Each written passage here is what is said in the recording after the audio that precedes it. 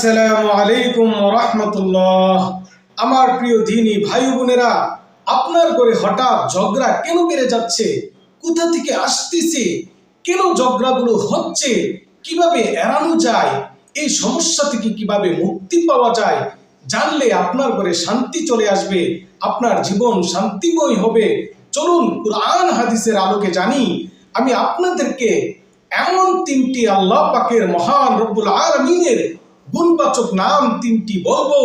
এগুলো যদি আপনি একবার পাঠ করতে পারেন, আল্লাহ রাব্বুল আলামিন আপনার ঘরে শান্তি, রিজিক, বরকত এমন ভাবে ঢালবেন যে আপনি অবাক হয়ে যাবেন। সুবহানাল্লাহ। এই জন্য আমার প্রিয় দ্বীনী ভাই বোনেরা, আজকের ভিডিওর পরে দেখবেন ইনশাআল্লাহ আপনার জীবন বদলে যাচ্ছে, আপনার ঘরের চিত্র পাল্টে যাচ্ছে, শান্তি আর রহমত আপনার ঘরে আসা শুরু হয়ে গেছে। সুবহানাল্লাহ। এই জন্য আমার প্রত্যেকটা ভিউয়ার্স, প্রত্যেকটা দ্বীনী এবং ভাই বোন, যদি ভিডিওটা আপনার সামনে যায়, মনে করবেন এটা আপনার প্রয়োজনে আপনার সামনে গিয়েছে। ভিডিওটা একদম শুরু থেকে শেষ পর্যন্ত দেখবেন। টানাটানি করলে বুঝবেন না এবং সহজ আমলগুলো আপনি করতে পারবেন না। এই জন্য না টেনে একদম শুরু থেকে শেষ পর্যন্ত দেখবেন। চ্যানেলে এখন যারা নতুন, সাবস্ক্রাইব করেন নাই, চ্যানেলটা সাবস্ক্রাইব করে এই চ্যানেলের পাশেই থাকবেন এবং ভিডিওটিকে সর্বোচ্চ শেয়ার করবেন, যেন অপর ভাই অপর বোনেরও উপকার হয়। তাহলে আমার প্রিয় দ্বীনী ভাই বোনেরা, রাগ কেন আসে? ঘরের মধ্যে ঝগড়া কেন বেড়ে যাচ্ছে? হঠাৎ করে ঝগড়া, সদস্যদের মধ্যে মিল মহব্বত নাই কেন? রব্বুল আলামিন সূরাতুল আলী ইমরানের মধ্যে বলেছেন, ওই ব্যক্তি যে রাগ সংবরণ করে আর ক্ষমা করে, আল্লাহ রাব্বুল আলামিন তাকে ভালোবাসে। আল্লাহ রাব্বুল আলামিন এমন সৎকর্মশীলদেরকে ভালোবাসেন। সুবহানাল্লাহ। আমার প্রিয় দ্বীনী ভাই বোনেরা, হঠাৎ করে আপনার রাগ বেড়ে যায়, হঠাৎ করে রাগের কারণে এমন কিছু ঘটিয়ে ফেলেন যেটা পরবর্তীতে আপনার আফসোসের কারণ হয়ে যায়। যে রাগে রেগে গেলেন তো হেরে গেলেন, আপনি বলতেও পারেন না আপনার রাগ চলে আসে কেন। আমার প্রিয় দ্বীনী ভাই বোনেরা, হাদিস শরীফের মধ্যে নবীজি সাল্লাল্লাহু আলাইহি সাল্লাম বলেছেন, শয়তান প্রত্যেকটা মানুষের রক্ত নালীতে প্রবাহিত হয়, যার কারণে শয়তান কুমন্ত্রণা দেয়, মানুষকে রাগ উঠিয়ে দেয়, মানুষকে একটা পদস্খলন ঘটিয়ে দেয়। আর এটার জন্য পরবর্তীতে সে এতই লজ্জিত হয়, এতই আফসোস করে যে আফসোসে তার হাত কামড় দিতে ইচ্ছে করে। আমার প্রিয় দ্বীনী ভাই বোনেরা, কারণ নফস শয়তান, আর শয়তান মানুষের রক্তনালীতে প্রবাহিত হয়, মানুষের মাঝে একটা বিভেদ ঘটিয়ে দেয়। আমার প্রিয় দ্বীনী ভাই বোনেরা, নবীজি সাল্লাল্লাহু আলাইহি সাল্লাম বলেছেন, ওই ব্যক্তি বীর না, ওই ব্যক্তি সাহসী না, ওই ব্যক্তি শক্তিশালী না যে কুস্তিতে লড়ে জিতে যায়, বরং সবচেয়ে শক্তিশালী তো ওই ব্যক্তি যে তার রাগকে কন্ট্রোল করতে পারে। আমার প্রিয় দ্বীনী ভাই বোনেরা, যখন রাগ কন্ট্রোল করা শিখে যাবেন, ঘরের মধ্যে দেখবেন অর্ধেকে শান্তি চলে এসেছে। আমার প্রিয় দ্বীনী ভাই বোনেরা, বেশিরভাগ মা বোনদের অভিযোগ হলো স্বামী স্ত্রীর মাঝে কোনো মিল মহব্বত নাই, হঠাৎ করে স্বামী রেগে যায়, মধ্যে কোনো রাগারাগি হয়। কারণ হলো যেই করে আল্লাহর স্মরণ কমে যায়, আল্লাহর জিকির কমে যায়, সেই করে মানুষের মাঝে বরকত উঠে যায় আর রাগারাগি বেশি হয়, ঝগড়ায় লিপ্ত হয়ে যায়। আল্লাহ তাআলা বলেছেন, যারা আমার স্মরণ থেকে বিমুখ হয়ে যায়, আমি তাদের মাঝে এমন একটি শয়তানকে চাপিয়ে দেই, শয়তান তার সঙ্গী হয়। নবীজি সাল্লাল্লাহু আলাইহি সাল্লাম বলেছেন, যেই করে কুরআন তেলাওয়াত কম হয়, সেই করে আল্লাহর রহমত উঠে যায়। এই জন্য আমার প্রিয় দ্বীনী ভাই বোনেরা, আপনার ঘরের প্রত্যেকটি সদস্যকে আল্লাহর জিকিরের দিকে ধাবিত করেন, আল্লাহর জিকিরের সাথে যুক্ত করে দেন।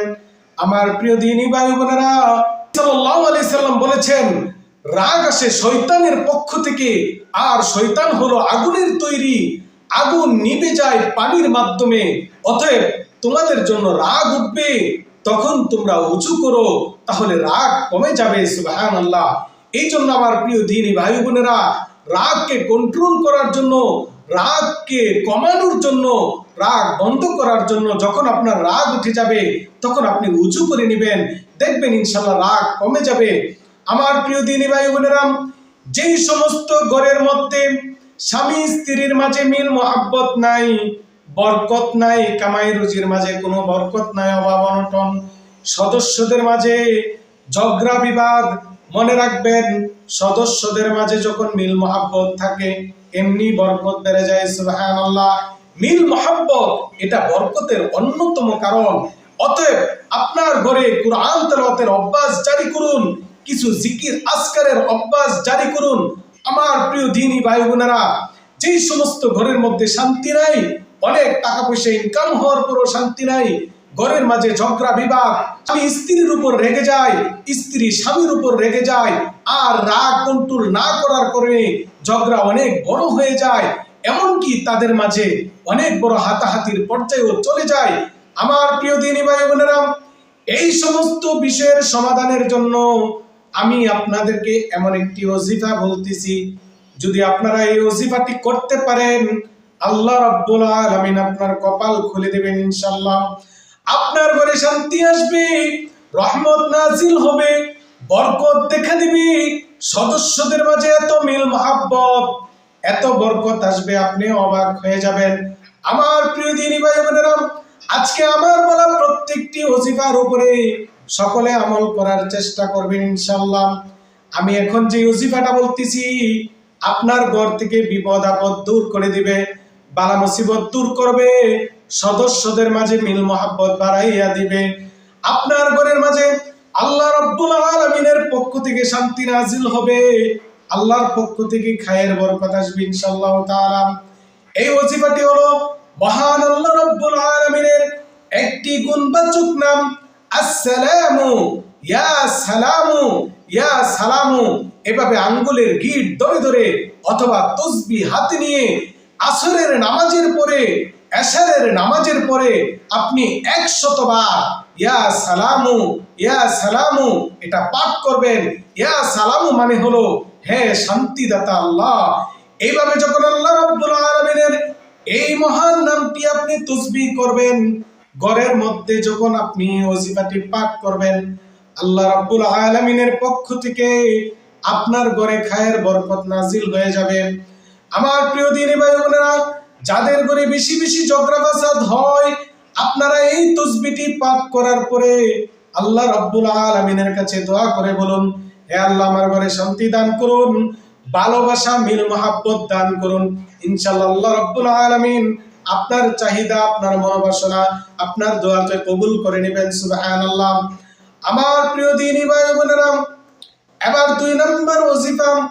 এই 2 নম্বর ওজিফা হলো, যে সকল মা বোনেরা সবসময় বলেন আপনার স্বামী আপনার উপর সবসময় রেগে থাকে, ভালোবাসে না, মহাব্বত করে না, স্বামীর ভালোবাসা থেকে আপনি বঞ্চিত হয়ে যাচ্ছেন, সব সময় রাগ গুসা চলতে থাকে, আর আপনিও মাঝে মাঝে হঠাৎ করে রেগে যান, স্বামীর সাথে মিল মহাব্বত হয় না, ঘরে কোনো বরকত নাই।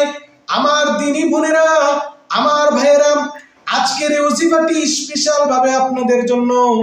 এই ওজিফাটি যদি আপনি পাঠ করতে পারেন, আল্লাহ রাব্বুল আলামিন আপনি চিন্তাও করতে পারবেন না, কল্পনাও করতে পারবেন না, এত বেশি শান্তি দিবেন, এত বেশি মিল মহাব্বত আসবে আপনি কল্পনাও করতে পারবেন না।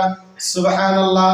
আমার প্রিয় দ্বীনী ভাই বোনেরা, আপনি ফজরের নামাজের পরে, এশারের নামাজের পরে অথবা ঘুমের আগে ইয়া ওয়াদুদু ইয়া ওয়াদুদু, আল্লাহ রাব্বুল আলামিনের একটি মহান সিফাতি নাম ইয়া ওয়াদুদু আপনি 100 বার পাঠ করবেন।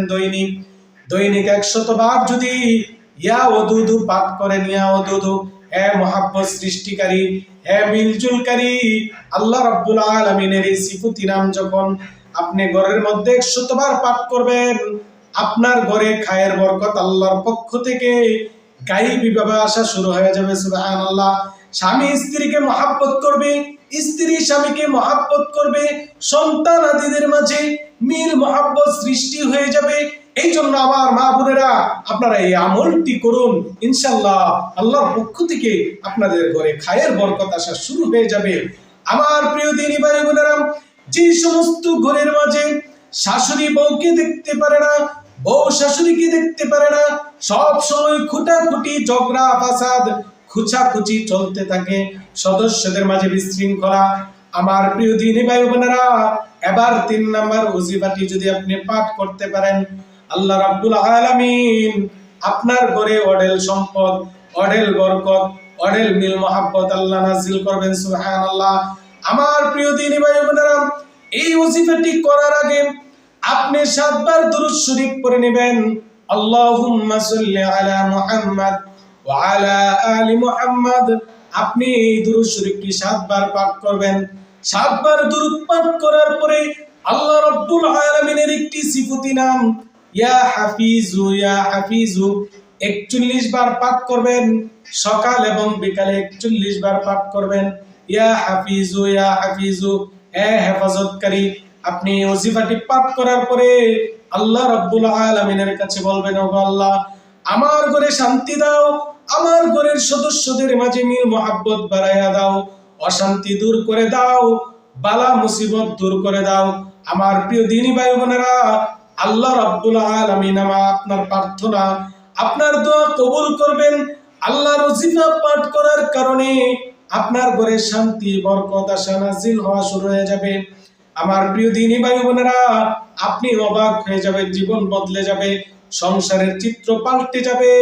আজকে আমি যে ওজিফাগুলো আপনাদেরকে বলেছি, এই ওজিফাগুলোর উপরে অবশ্যই অবশ্যই আমল করার চেষ্টা করবেন। আর আমি আপনাদেরকে উপদেশ দিব, আমার প্রিয় দ্বীনি ভাই বোনেরা, রাগকে কন্ট্রোল করুন, রাগকে কমাইতে শিখুন। আর যখন আপনার প্রতিপক্ষ, অপর পক্ষ, আপনি যদি স্বামী হন, আপনার স্ত্রী যদি রেগে যায়, আপনি চুপ থাকবেন, জায়গা থেকে সরে যাবেন। আর যার রাগ উঠবে, আপনার রাগ যখন উঠে যাবে, আপনি যদি দাঁড়ানো থাকেন তাহলে বসে যাবেন, আর যদি বসা থাকেন তাহলে শুয়ে যাবেন। দেখবেন আপনার রাগ কমে যাবে। রাগ যখন উঠবে উঁচু করে নেবেন। আমার প্রিয় দ্বীনি ভাই বোনেরা, যাদের রাগ বেশি, মাথা গরম হয়ে যায়, রাগ ওঠার সাথে সাথে আপনি আউযু বিল্লাহি মিনাশ শাইতানির রাজিম এটা পাঠ করবেন। আউযু বিল্লাহি মিনাশ শাইতানির রাজিম যদি পাঠ করেন, ইনশাআল্লাহ আপনার রাগ দূর হয়ে যাবে। আমার প্রিয় দ্বীনি ভাই বোনেরা, আজকের এই আলোচনা প্রত্যেকটা মানুষের জন্য জরুরি।